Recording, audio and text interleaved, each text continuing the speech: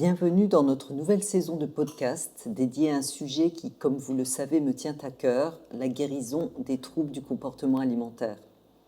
Je suis Catherine Fetz, spécialisée dans ce domaine, et dans cette nouvelle saison de podcast, je vous propose d'explorer le parcours inspirant de mes patientes qui ont trouvé un chemin vers la guérison.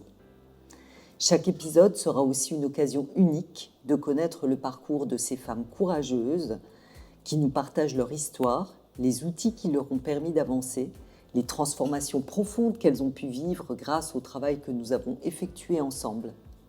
Vous pourrez découvrir aussi comment chaque petite victoire a contribué à leur mieux-être et comment elles ont trouvé un équilibre dans leur vie quotidienne. Je vous souhaite une belle écoute.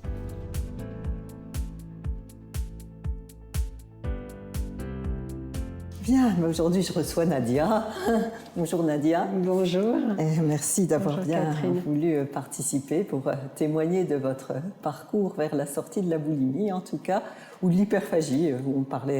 On parlait en off de votre parcours et vous me disiez que oui, ce qui vous avait fait prendre conscience du problème, c'était cette notion d'hyperphagie.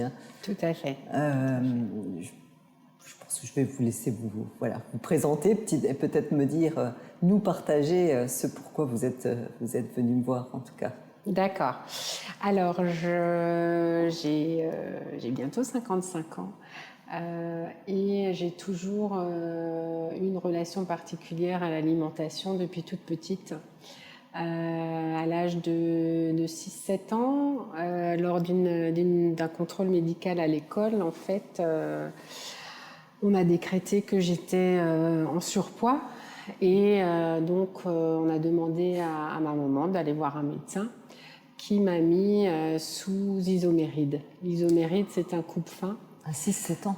Voilà, l'isoméride, c'est un coupe-faim et le médecin a bien dit à ma maman de faire très attention à mon alimentation, etc.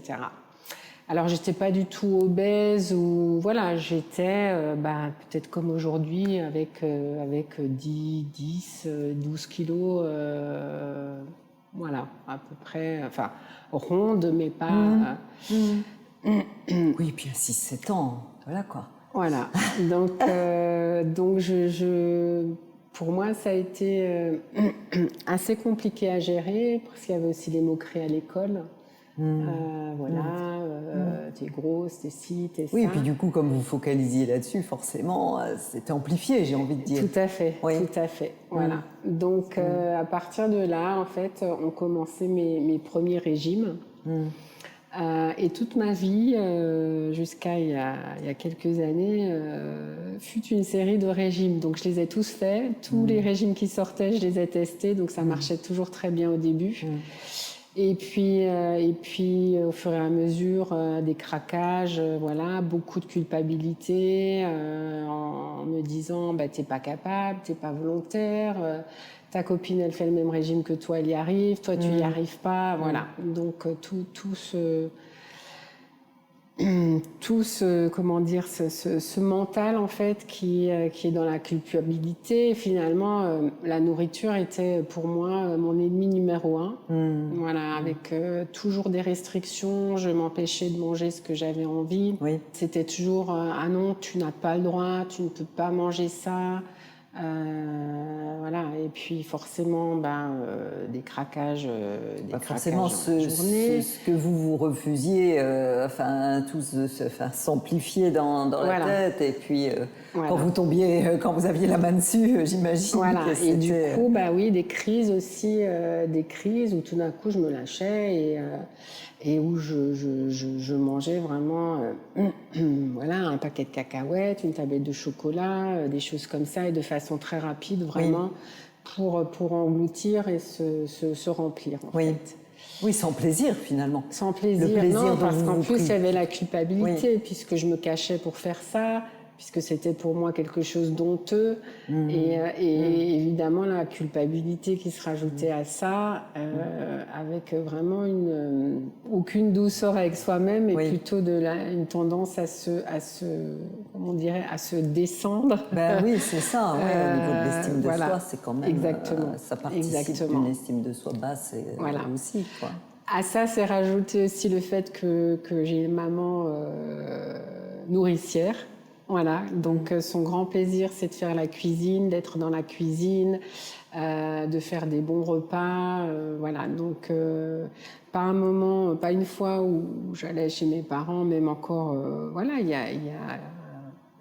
a 2-3 ans, à chaque fois que je rends visite à mes parents, c'est repartir avec des tupperwares, avec des gâteaux. Lorsque je mange chez eux, il faut toujours reprendre parce que sinon, ah ben c'est pas bon, ah ben tu aimes pas. Et aussi cette culpabilité de se dire, il faut que je mange parce que sinon... ça va pas leur plaire. Elle va être triste, enfin voilà, elle se donne du mal et voilà. Oui, donc c'était difficile de vous affirmer dans ce qui était bien pour vous, en tout cas. Exactement, exactement. Ouais. Voilà. Et puis aussi une grand-mère,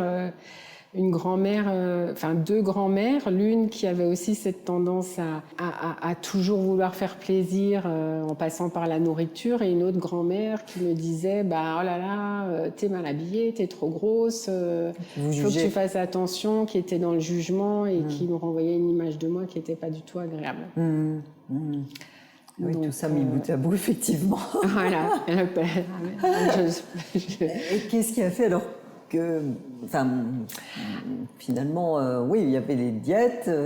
Voilà, il y avait toutes ces diètes. Et puis pendant le Covid, en fait, j'ai commencé à regarder un petit peu des vidéos parce que là aussi, je mangeais quand même, j'avais des envies de sucrer tous les jours, il me fallait un dessert, il me fallait une part de gâteau tous les jours, alors que j'avais pas non plus ça avant le Covid. J'avais pas ce besoin d'avoir tout le temps quelque chose de sucré tous les jours. Et je commençais à me dire, à quoi ça peut être lié. Donc voilà. Covid à la maison toute la journée. Oui, forcément, on a le temps de se poser, j'ai commencé à réfléchir. chercher, et là je suis tombée sur des vidéos qui parlaient, de boulimie, d'anorexie, et tout d'un coup j'ai vu des vidéos qui parlaient d'hyperphagie, terme que je ne connaissais absolument pas. Et en lisant un peu et en écoutant tout ça sur YouTube, je me suis rendu compte que déjà j'étais pas là du tout la seule dans cette situation. Que c'était quelque chose en fait qui était lié aux émotions et pas du tout à un manque de volonté. Exactement. Et que finalement ça touchait quelque chose de psychologique qui était bien plus que simplement une envie soudaine de manger. Tout à fait. Oui, que le problème n'était pas uniquement alimentaire en tout cas. Oui. Donc j'ai eu aussi la possibilité par le biais de mon travail de discuter avec des gens, parce que je suis dans le domaine de pharmaceutique, et de parler justement de projets, de médicaments pour ce genre de problème. Et en parlant avec une collègue, en fait, elle m'a conseillé de me tourner vers une personne qui était spécialisée dans les troubles du comportement alimentaire. Parce que c'est vrai que je m'étais déjà tournée un peu vers des psychothérapeutes et j'avais parlé de ce problème. C'était à la base des psychothérapeutes que j'allais voir pour d'autres problèmes d'ordre privé. Mais j'évoquais toujours aussi ce problème d'alimentation. Bien sûr, Et c'était toujours survolé sans aller vraiment en profondeur ou sans que ça y ait une accroche par rapport à d'autres problèmes. Et donc c'est là que j'ai découvert Catherine Fetz, voilà. Et je suis là pour témoigner qu'on peut sortir qu'on peut sortir de tout ça, Oui, ça c'est vraiment important pour les gens qui écoutent de savoir que c'est un cheminement, mais que c'est pas une fatalité, qu'on peut vraiment en sortir et en abordant les choses de loin, pas uniquement par le biais de l'alimentation. Non, c'est vrai que c'était surtout en parlant de plein de choses, en fait, de plein de sujets qui me tenaient à cœur, que ce soit privé, professionnel, etc. Et je pense que tout est aussi lié. Tout est lié, oui. Puisque ce fait d'avoir des crises comme ça, c'est une soupape aussi de sécurité. Et puis de là, on a parlé du manque de confiance en soi, du manque d'estime de soi, de poser ses limites, de communiquer sur ses besoins. La communication, exprimer ses besoins, écouter ses besoins. Donc en fait, c'est très vaste comme... Ben, je vous propose, pour continuer, là j'ai préparé des petites cartes. Peut-être de tirer une carte avec des petits messages, là, et puis de nous partager ce que ça évoque pour vous dans le chemin, justement, que vous avez parcouru. D'accord. Ça va comme ça? Oui, alors, j'ose m'offrir ce qu'il y a de meilleur, je le mérite. Ça vous rappelle voilà, Ouais. Alors, eh ben, j'ose m'offrir. En fait, maintenant, je fais mes courses, par exemple, tout à fait différemment. C'est-à-dire que je ne fais plus mes courses en me disant j'ai le droit de prendre ça, j'ai pas le droit de prendre ça. Mais je me dis mais de quoi j'aurais envie? Qu'est-ce qui me ferait plaisir? Qu'est-ce qui m'apporterait de la satisfaction? De quoi j'ai envie? Oui. Donc, au départ, ça m'a fait peur parce que je me suis dit, si je m'écoute, mes envies, ça va être que des choses grasses, sucrées, caloriques. Et puis, au fur et à mesure, je me suis rendu compte que non, en fait, oui, il y a des moments où j'avais envie de ça, mais il y a d'autres moments où j'avais envie de fruits, de légumes, voilà. Oui, c'est très intéressant ça, parce qu'effectivement, ouais, vous avez raison, ça peut faire peur. Ça peut faire peur de réfléchir différemment de tout ce qu'on veut bien nous faire croire, où il y aurait des aliments interdits, où il faudrait se frustrer, où... Exactement. Et pour autant, est-ce que c'est pas revenir à soi et pouvoir satisfaire ses propres besoins et pas se plaquer quelque chose qu'on dit à tout le monde, il faudrait faire ou pas faire ou... Oui. Donc, c'est vraiment regarder ce qu'il y a de meilleur pour soi. Et du coup, c'est vrai que même des fois, avant, quand j'allais dans des pizzerias, il me fallait la pizza et je mangeais la pizza. Même si j'avais plus faim, en fait, il fallait que je termine ma pizza, quitte à me sentir mal après. Et du coup, là, c'est, tiens, j'ai envie d'une pizza, non, tiens, en fait, j'ai plus envie d'une salade aujourd'hui, ou j'ai envie de pâtes, ou voilà. Et ça, c'est s'offrir, en fait, la liberté, une liberté par rapport à la nourriture que j'avais pas du tout auparavant. Oui, et puis rester au contact de ses besoins, de ses envies. Ses envies, c'est ça, surtout. Et c'est vrai que je m'en rends compte aussi, même... Il y a des collègues qui m'ont fait dernièrement la réflexion parce qu'on me disait toujours quand j'allais à la cantine avec mes collègues, on me disait toujours « Ah Nadia, tu manges que de la salade, enfin tu manges pas beaucoup ». Et je disais toujours « Oui, mais ce soir je suis invitée ». Enfin je trouvais toujours une parade en fait parce que je voulais pas dire « en fait je fais attention à mon poids, je fais du régime, voilà ». Et là en fait je me fais... Je prends ce dont j'ai envie. Alors des fois c'est des grosses assiettes, des fois des petites assiettes, mais du coup je savoure plus. Je prends aussi plus de temps pour manger. Et ça m'arrive aujourd'hui d'être la dernière à finir mon assiette, alors qu'avant j'étais toujours la première. Oui, ça aussi c'est un changement en tout cas. Ouais. C'est un gros changement. Et du coup, alors, je suis sûre que maintenant même vos collègues vous questionnent plus. Non. Plus du ça, tout. C'est très intéressant. T'as une grosse assiette aujourd'hui. Oui, c'est très intéressant de voir que quand finalement on est OK avec soi, les autres s'en moquent, quoi, en fait. Complètement. Exactement. Quoi. Exactement. Oui, ça c'est intéressant. Bien, merci pour ce partage par rapport à cette carte. Allez, on va continuer avec une autre. Lâcher prise. Tout un programme. Tout un programme. J'y travaille toujours. C'est un programme de tous les jours. Voilà, c'est un programme à vie, ça. Voilà. Mais lâcher prise... lâcher prise en fait sur la nourriture. C'est vrai que là, je suis partie en vacances la semaine dernière et auparavant, je revenais toujours avec 3 kilos de plus parce que on est en vacances, on se lâche, on boit, on mange, voilà.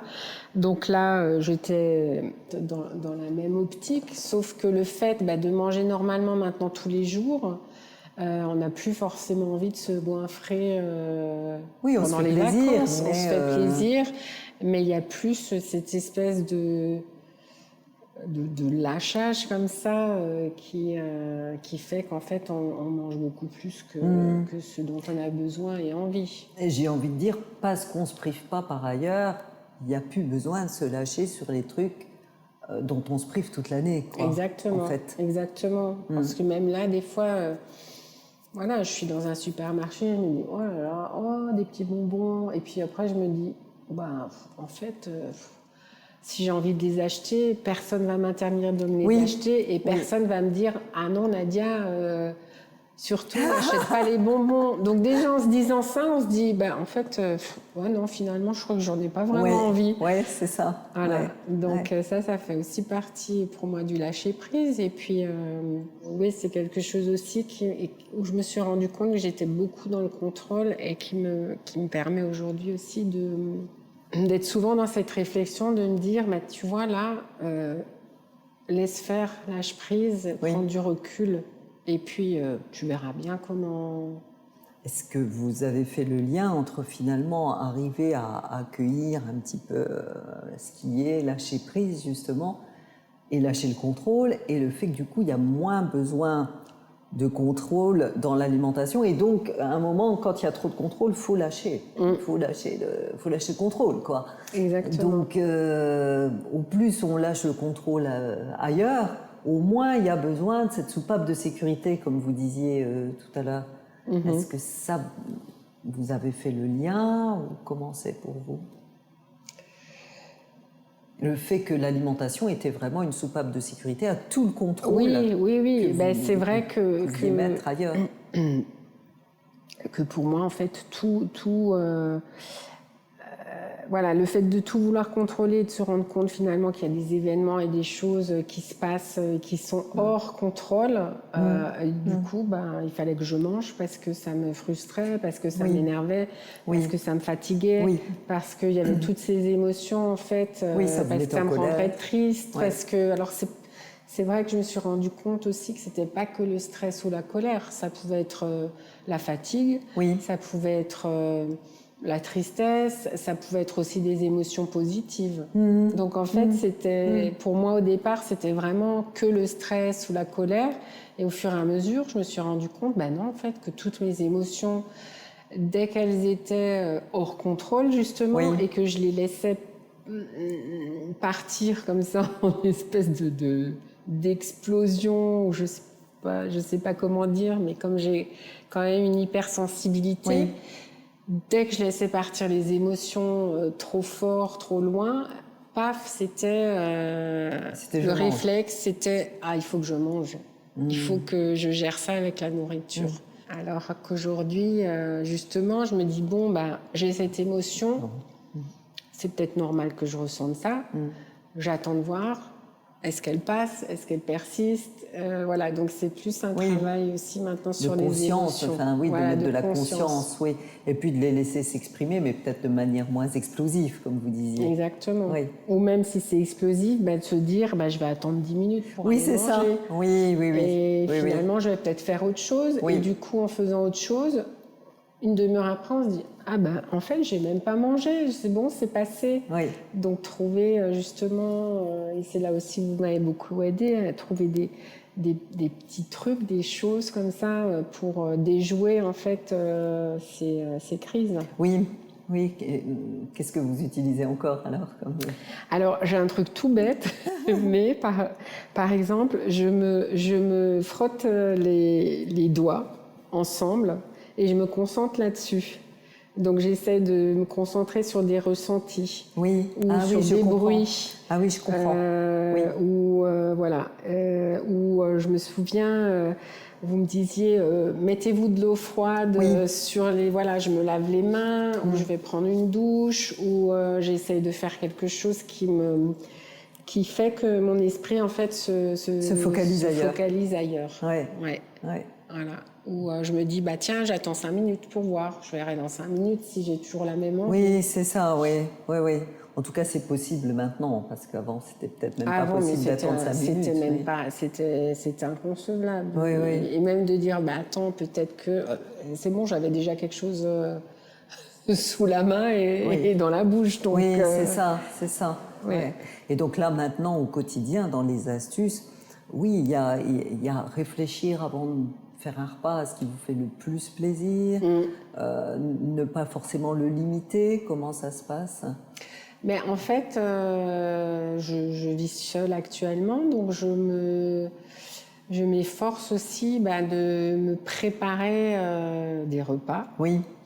De pas manger comme ça vite fait dans la cuisine, mais par exemple de m'installer dans le salon, de me faire une jolie petite table, de me préparer une assiette en me disant tiens, je vais prendre de ça et je vais mettre ça et voilà, et de m'installer et de manger en conscience en fait. Oui, se traiter comme une princesse. Voilà, se traiter comme une princesse, c'était le terme. Voilà, ou se traiter comme si on avait des invités. Exactement. En fait. Comme voilà. Ouais. Et puis vous me partagiez tout à l'heure aussi que maintenant vous savez dire non justement. Je sais dire non à ma mère. Voilà. C'est dingue de dire ça quand on a 55 ans, mais voilà, c'est un lien très fort avec ma mère et il n'y a plus cette peur de la blesser. Mais j'ai plus cette peur et c'est vrai qu'un jour je lui ai dit mais maman, je préférais que tu me prennes dans les bras pour me montrer ton amour que de me donner des tupperwares pleins de nourriture. Et elle m'a dit oui mais moi je sais pas faire autrement, c'est ma façon de te dire je t'aime. Donc partant de là c'est quand même délicat de dire à la personne non je veux pas. Oui. Donc en fait je la rassure toujours parce qu'elle a toujours peur que je manque, que je sois en manque, en lui disant maman j'ai fait les courses, mon frigo est plein, ou alors il m'arrive aussi de dire simplement oui et de jeter.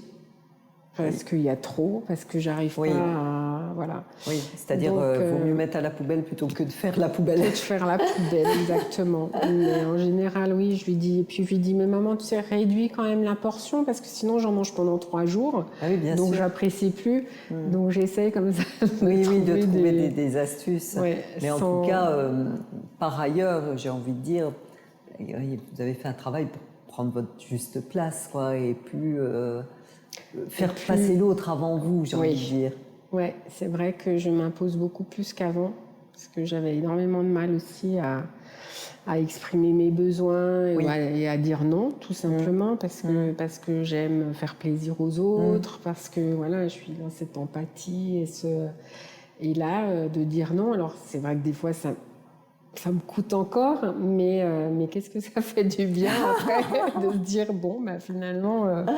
Voilà, j'ai suivi mes propres envies. Oui. Et, se dire oui à soi, c'est bien aussi de temps en temps quand même. Oui, c'est vrai. Ça fait partie du chemin, j'ai envie de dire. Et puis il y a moyen, et on avait quand même été voir ça, de dire les choses de la bonne manière. Parce que souvent on n'ose pas dire non de peur de blesser, mais quand on dit, il y a quand même une manière d'amener les choses en communication bienveillante qui permet de ne pas blesser l'autre, parce qu'effectivement, ce n'est pas l'objectif, du tout. Non. Mais l'objectif, c'est juste de dire ce qui est bien pour soi, et comme vous dites, de rassurer l'autre, et en particulier, dans ce cas-là, votre maman, que c'est pas parce que vous ne prenez pas les tupperwares que vous ne prenez pas son amour, quelque part. Oui. Ok. On fait une autre ? On fait une autre. Allez. Un humain, pas une machine. Ouais. Alors ça aussi, j'ai un autre rapport à mon corps. Auparavant, c'était impossible pour moi de me regarder nue dans un miroir.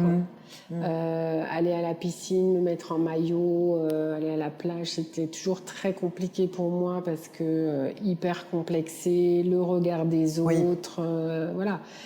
Et ça a déjà commencé à l'adolescence. Je n'allais pas à la piscine avec mes copines parce que je voulais pas me montrer en maillot. Donc je restais chez moi dans ma chambre toute seule. Enfin, je m'infligeais déjà des choses qui aujourd'hui me semblent complètement...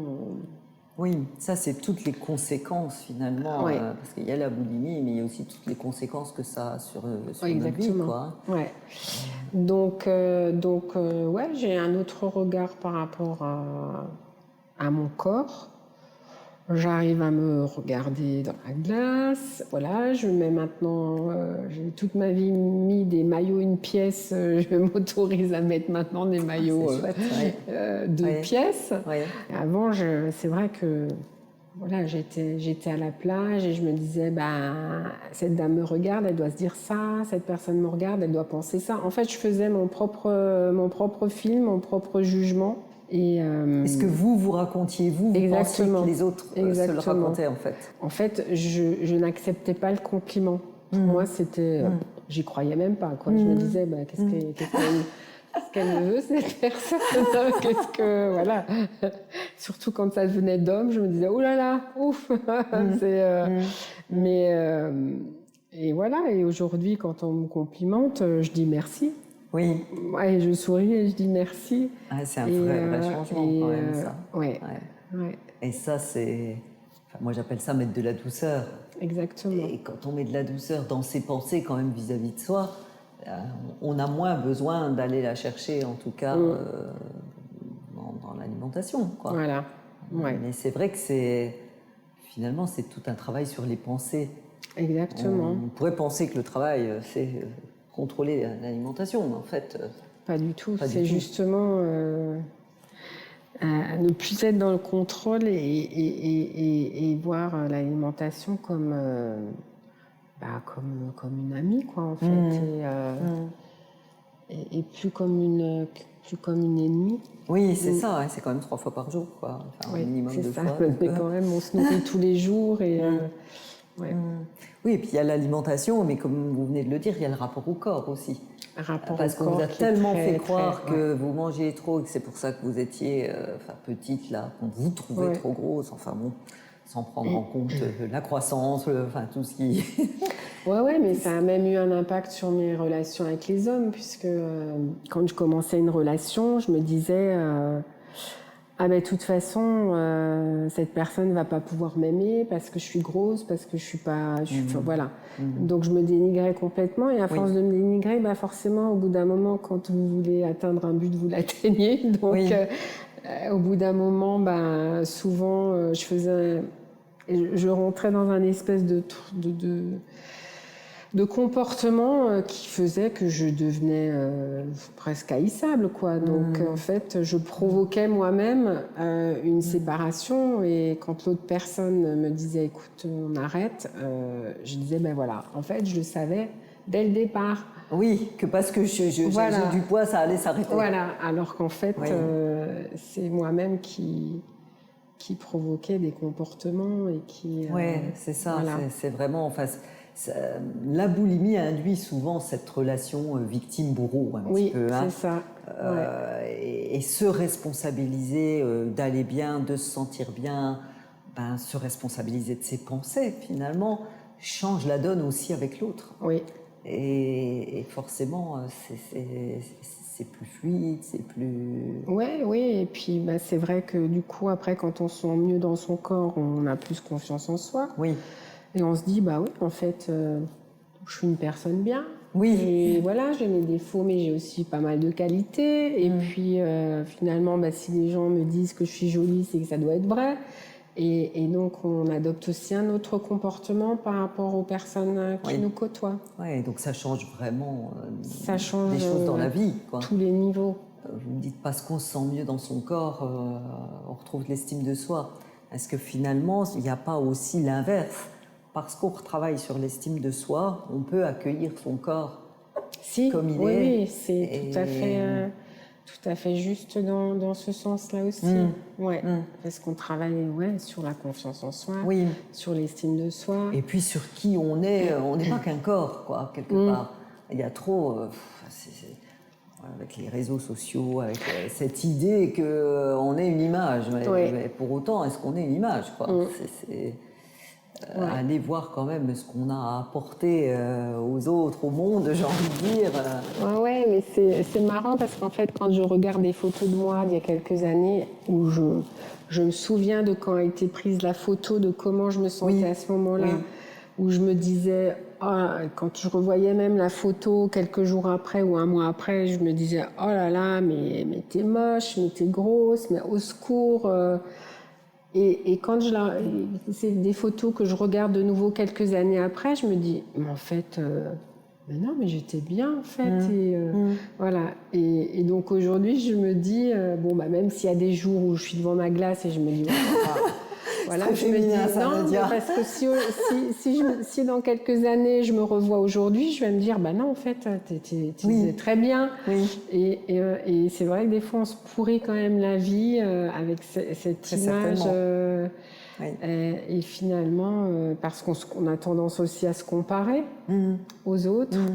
Et maintenant, mais je me dis, voilà, je suis en bonne santé, mon corps fonctionne bien, donc finalement, c'est ça le plus important. Oui, c'est aussi avoir un peu de gratitude pour ce corps très résilient quand même. Exactement. À qui j'ai quand même fait subir Exactement. pas mal de... Et qui pour autant continue à être là, présent, en bonne santé, sans douleur majeure. Voilà, et ça c'est important aussi finalement d'avoir ce regard-là. Un regard bienveillant pour soi-même. Oui, encore une petite carte. J'apprends à dire non.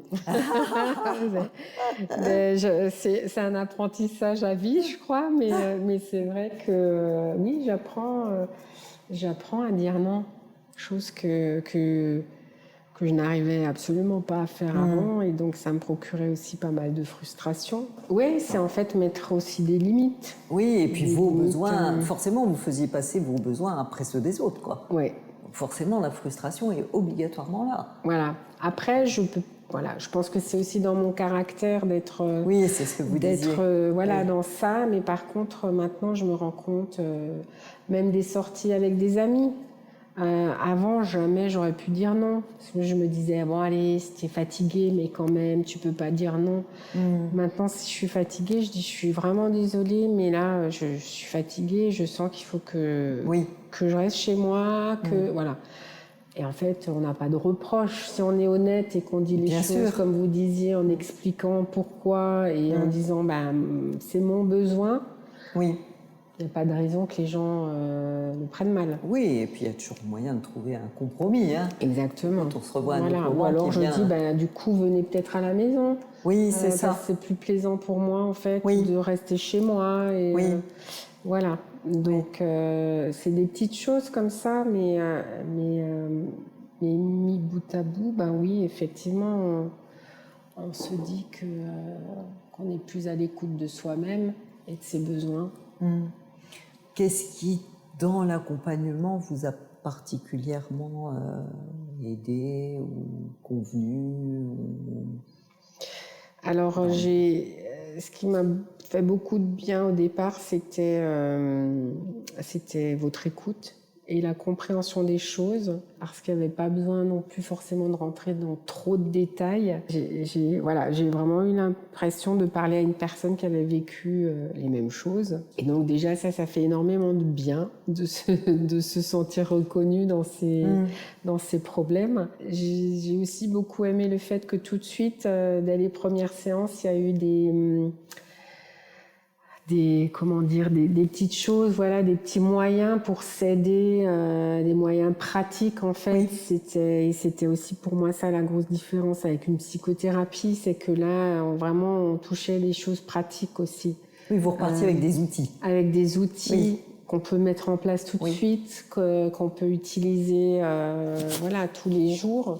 Donc ça, même si certains, je les connaissais, mais le fait d'en parler, de poser les choses, et oui, d'avoir une liste d'outils comme ça. Alors j'avais mon petit cahier.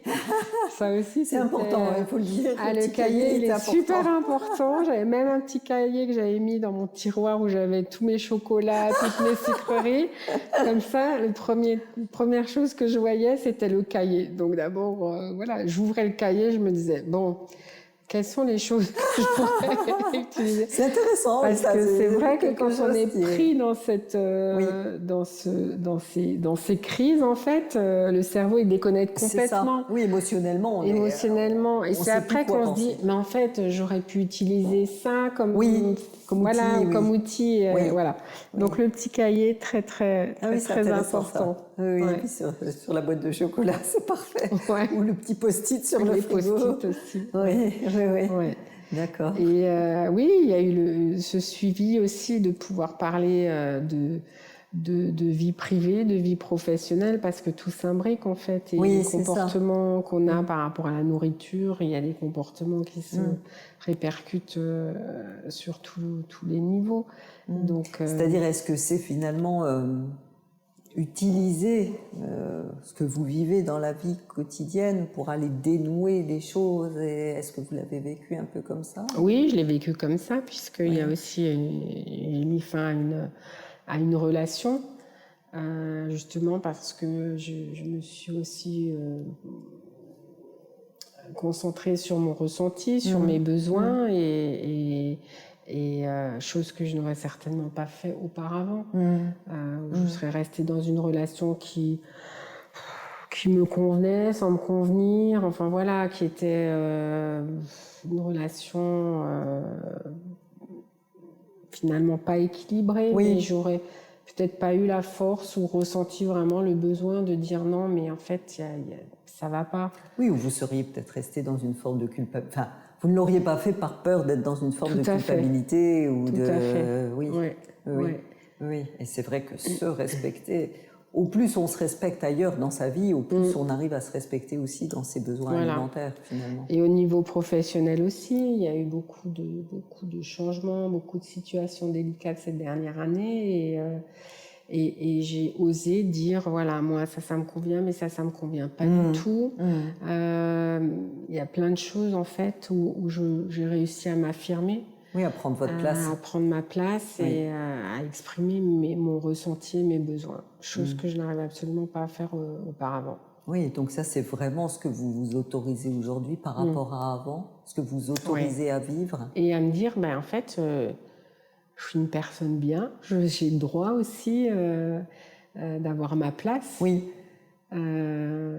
Et tout ça, c'est tout ce qui a découlé en fait de ce changement de comportement et d'alimentation. Tout est lié, comme vous dites. Tout est lié, et voilà. Et je crois qu'on a fait quoi, 1 an de... Oui, à peu près. Enfin, des fréquences au début plus rapprochées. Voilà, et puis après, ça a été toutes les 3 semaines. Oui, c'est ça. Et puis voilà, il y a eu un jour où j'ai dit, je pense que là, j'arrive à gérer seule, en sachant quand même que je pouvais toujours bien sûr revenir vers vous. Mais il y a un moment où on se dit, voilà, ça y est, j'ai passé le cap, et je pense que j'ai assez d'outils maintenant. Oui, c'est ça. C'est le but. Le but, c'est que vous soyez autonome et que vous puissiez voler de vos propres ailes. Et ça, c'est important à dire. Finalement, l'idée, c'est pas de faire une psychothérapie de 10 ans. Non. Je pense que, oui, peut-être on s'est vu pendant 1 an, mais déjà au bout de quelques mois, il y avait déjà des vraies avancées. Ça, c'est important. J'étais passée par tous les régimes, j'étais passée par des psychothérapies, je lisais plein de livres sur tout ce qui était lié à la nourriture, j'essayais de comprendre, et je pense que c'est très difficile de s'en sortir. C'est très difficile de s'en sortir, et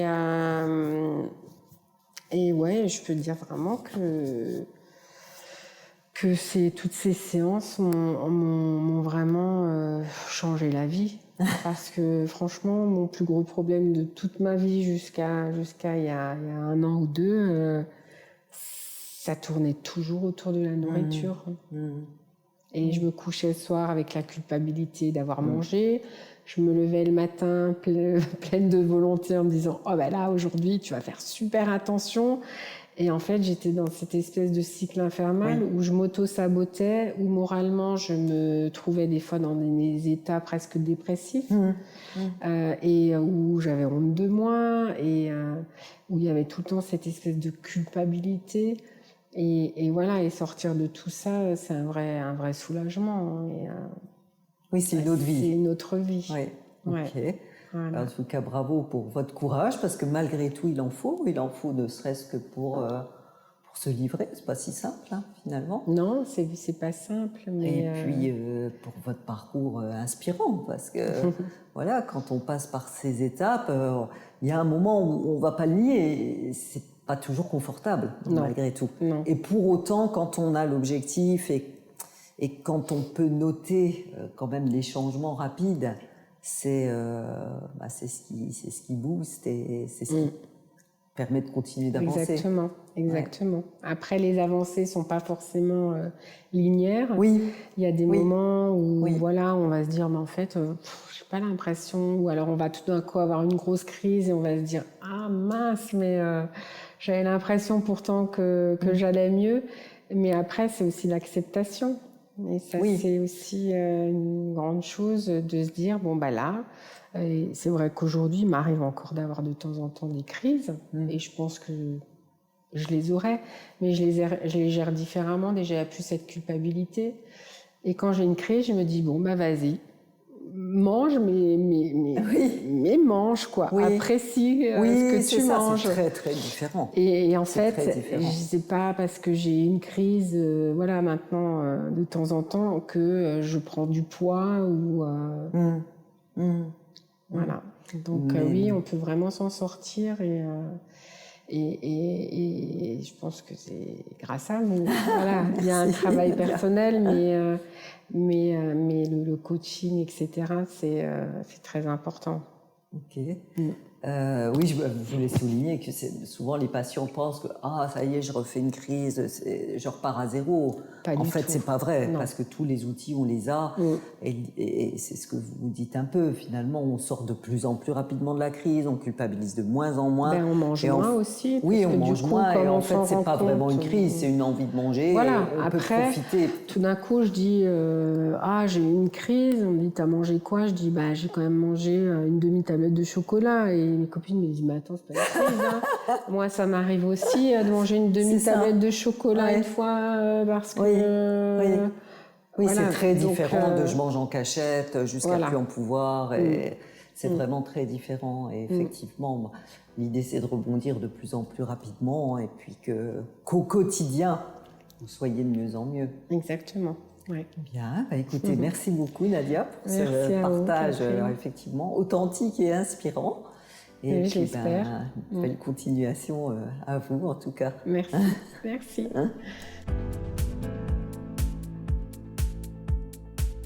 Pour aller encore plus loin, La faim au cœur, les tribulations d'une boulimie qui s'en est sortie, c'est le livre que j'ai écrit pour vous, pour témoigner que sortir des troubles du comportement alimentaire est possible et aussi pour partager les clés concrètes que j'ai moi-même expérimentées. Retrouvez-le sur Amazon ou sur mon site boulimie-solution.fr. De tout cœur avec vous.